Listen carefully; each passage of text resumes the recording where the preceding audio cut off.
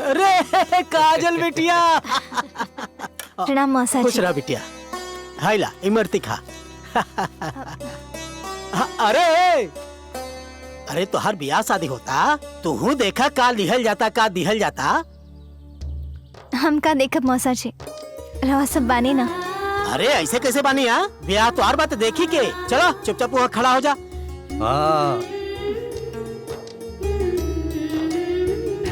हाँ सपना जी बाबूजी। लिखा। बोली। 3 जोड़ी बर्तन, 3 सेट बर्तन, अलमारी मोटा चद्दर वाला, ब्रांडेड ब्रांडेड। अरे वो सब तो बाहर से लिया पड़ी। हाँ तो ठीक बा, मंगा लेब ना। आगे लिखा बेटा। अलमारी, घर भर के कपड़ा, मेंबर के कपड़ा, हो गईल। अब बड़का बक्सा, बड़का बक्सा, सोफा, सोफा सेट, पलंग, अब पूरा गहना। पूरा गहना।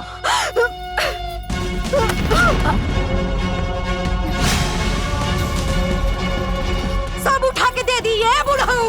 हम और हमार बेटी भीख मांग के खा ले इंसान।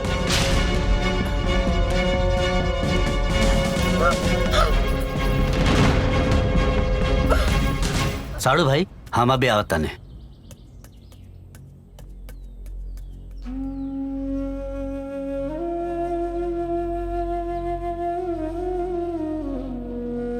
देखा बिल माई के बेटी बिया, सब बढ़िया से हो जाएगा। माहौल खराब मत करा। हाँ वो बिना माई के बेटी बिया तो राजा के घरे भेज दी, और हमार माई वाली बेटी बिया तो ओकरा के एगो भिखारी के हाथे थमा दी। अरे हम पागल है का? वो हमरे बेटी है सन।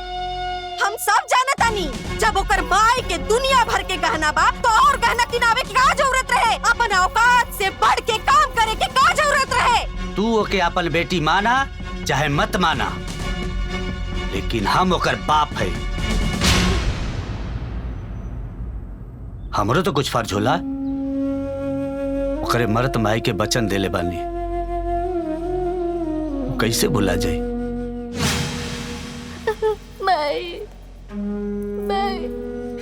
ए जी, हाँ हमार जीवन के अंतिम घड़ी चला दिया।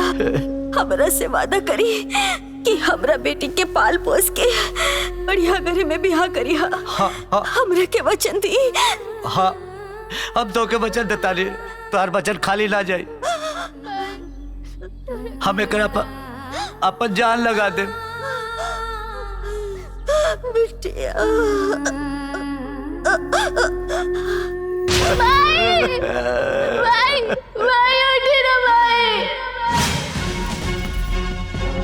तो निभाई अपन पहले की मेहरारू के वचन और बिलगा दिया हमार बिटियन के।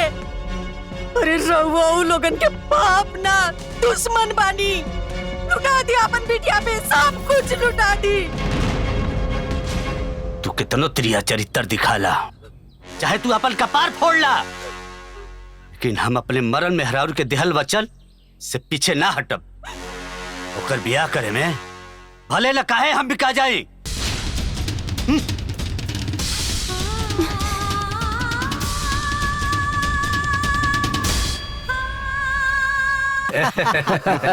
बैठी बैठी बैठी दादी। इली मिठाई खाई। और जीजू रवा खाते स्पेशल चंदू हलवाई के लड्डुआ, रवा के एक ना दो को खाए के पड़ी। ठीक बा। ए बाबू, ई बबनी फोनवा वाली है ना, जोन वीडियो और फोन नंबर मांगले रहे? हाँ दादी, वही लड़की है। का बबनी सब पसंद बना? अरे हाँ हाँ दादी, जीजा जी हमके बहुत पसंद बाड़न। ए बाबू, अगर हमार दूगो पोता रहते ना तो एकरा के बियाह अपन दूसर पोता से कर देती। वाह वाह, बहुत बढ़िया लड़की बिया। अरे दादी, हम दीदी के लिए क्या बतानी। जा हे समधी जी, अरे बिटिया के बियाह हम कराए, रउआ के चिंता करे के कोनो जरूरत नहीं के। हाँ अरे जब रउआ बाड़ी था हमके चिंता कैला के कौन जरूरत बा।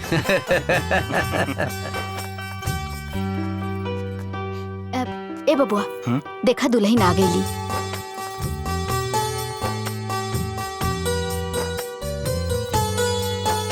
ए बेटी, यहाँ का सास ससुर दादी हैं, पैर छुआ। जा अरे ना ना बेटी, बैठा बैठा। बैठ बैठ। प्रणाम। खुश रह, खुश रह। हाँ चेहरो दा बैठ। भगवान तोहरा के हमरा पोता खातिर बनौले रहे। एक नजर में हमार दिल के छू गईलू।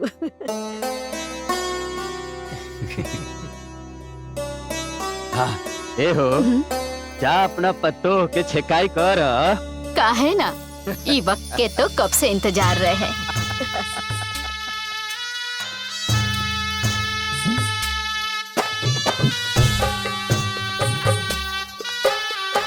रुक जाए बाजी, रुक जाए बाजी, रुक जाए बाजी, रुक जाए बाजी। अभी 2 साल हम शादी ना करब।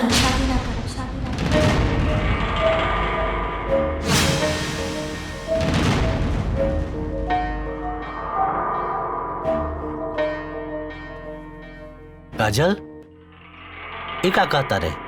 बाबूजी, अपना करियर के लेके अभी हमार कुछ और प्लान बा। अभी 2 साल तक हम शादी ना करब, हमके थोड़ा समय चाहिए। हाँ, परू ब्याह के बाद भी कर सकेलू काजल। ना मौसा, हमार करियर के बाद बा, हम डिस्टर्ब होके के नहीं चाहत।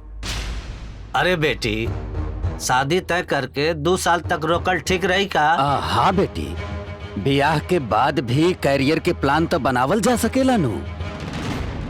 इधर और बड़प्पन बा, बाकी अभी ले रवा लोग के शादी करे के बा, तब हमार मंजली बहन सपना से इनकर ब्याह तय कर दी। ये बहुत अच्छी ब्याह।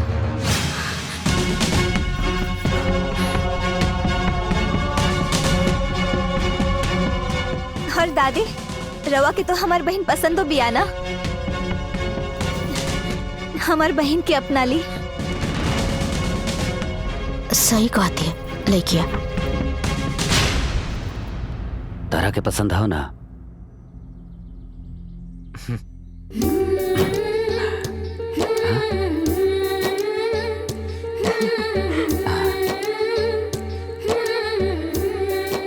अरे हम तो पहले ही कहले रानी, हमार दूसर पोता रहती तो हम एकरा के बियाह अपन दूसर पोता से करा देती।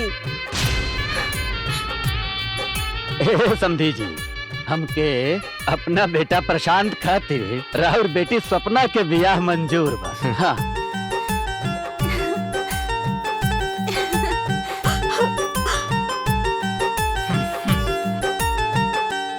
लेकिन समझे जी, बड़ बेटी कुवार, छोट बेटी का शादी कैसे हो सकेला? ए जी, तनी 1 मिनट।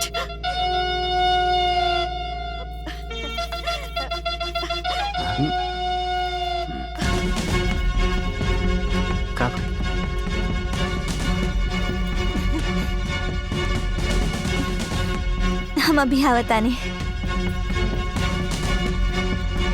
अरे ये अरे सुन ली, हमार बेटी के भाग जागल बा, भगवान ओकर सुन ले बाड़े।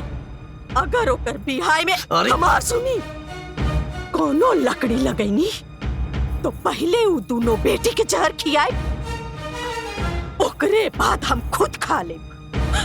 हमर बात याद रखब।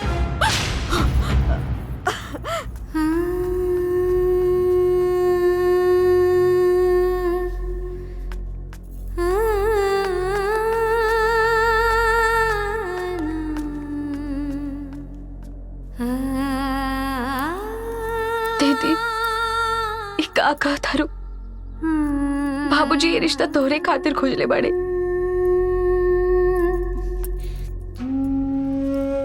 ना सपना, उनकर साथे भगवान तोहार जोड़ी बनौले बाड़े, हमार ना।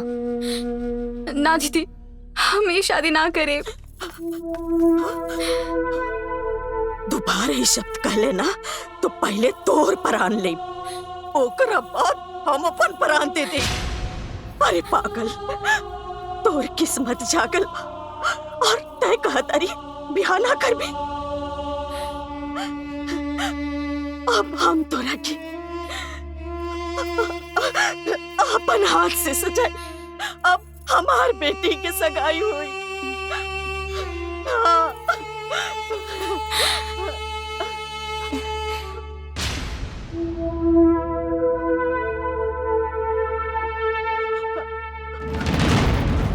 चल जल्दी चल। बड़की दीदी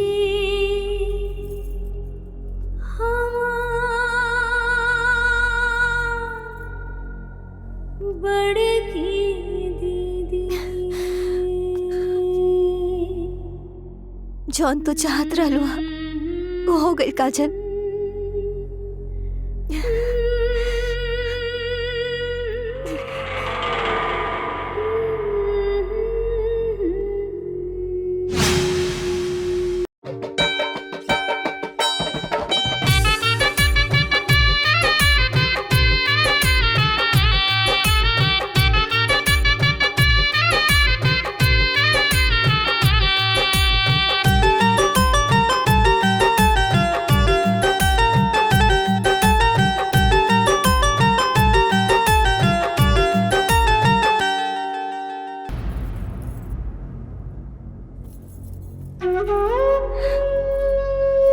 सुंदर लागत है। तो अपने हिस्सा की सारी खुशी हमार झोली में डाल दे लो ना बड़की दीदी। अरे पगली, ये तो भगवान की इच्छा रहे। बड़की दीदी कहा हमार सर की कसम।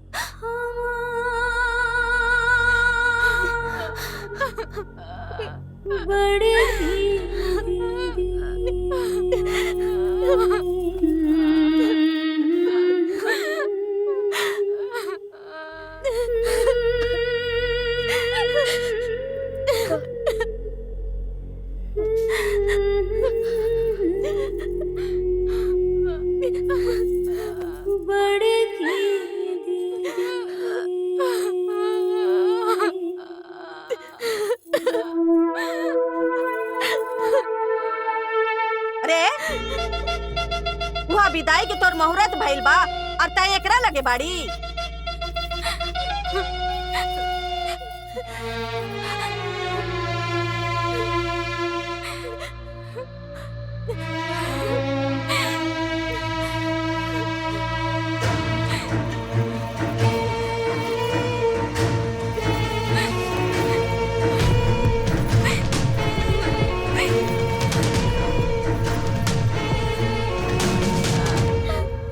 बड़की दीदी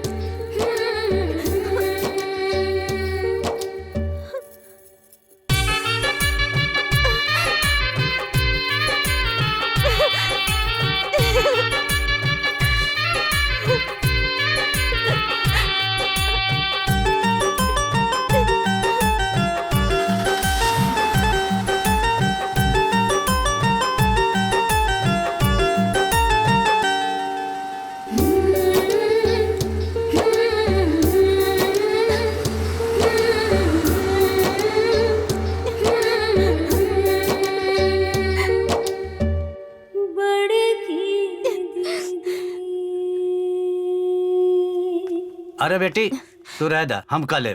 तू आवा बैठा। हम कह देता नहीं 2 मिनट। आवा ना बैठा, हम कर ले। आवा आवा बैठा, आवा मेरे लगे बैठा।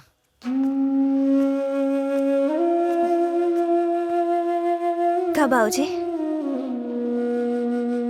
बेटी तू ऐसा काहे कैलू है? हमके कुछ अलग तैयारी करे के बा बाबूजी। हम यही घरवा में रही ना बेटी के का सोचता के का बतियावता, अनुमान हमरो पे रहेला। वो बुढ़िया अपने चाल में कामयाब हो गई। ना बाबूजी, ऐसन बात नहीं खे। केहू के कौनो चाल नहीं खे। ये सब संजोग के बात बा। ऊ हमार बेटी के कलावा कब जाई? बियाह में कुल पैसा खत्म हो गल। हमार सपराव नहीं खे। अरे हम तो जनते रहनी हमार दोनों बेटी अपन भाग से जिये तड़ी सन। राउर बस चलत ना तो कहिए के मुआ देले रहती। अरे दुष्ट औरत, वो दोनों हमरे बेटी है सर। और जौन तोर बेटी ना रानी बन के गई है, ओकर बियाह हम ही कैले। जी ना, ओकर भाग में रहे रानी बने के, तो नकरानी कहाँ से बनी? वो तो काजल जब। बाबूजी काहे झगड़ा करे तानी? का फायदा बा? खलेवा जाई माई, आखिर हम भी तो ओकर बड़की दीदी है ना। पैसा की व्यवस्था हम करतानी। जब बेटी के मायका से मान मिलेला तभी तो ओकरा के ससुराल से सम्मान मिलेला।